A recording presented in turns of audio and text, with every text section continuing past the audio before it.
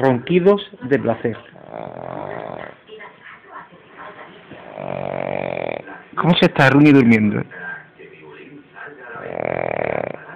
¿Se está cómodo?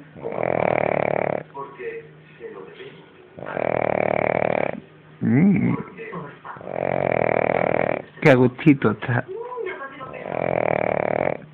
¿Estás soñando con los angelitos?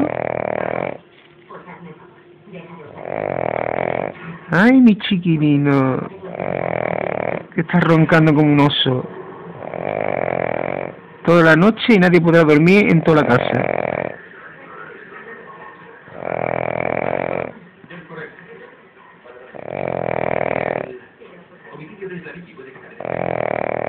Ay. Duérmete, Rooney, duérmete ya, que los ronquidos se van a escuchar en toda la casa. Aquí no duerme ni el tato, gracias a este perrito, que tiene unos ronquidos, que parece un osito. Hasta mañana, y deja de roncar ya, ¿eh?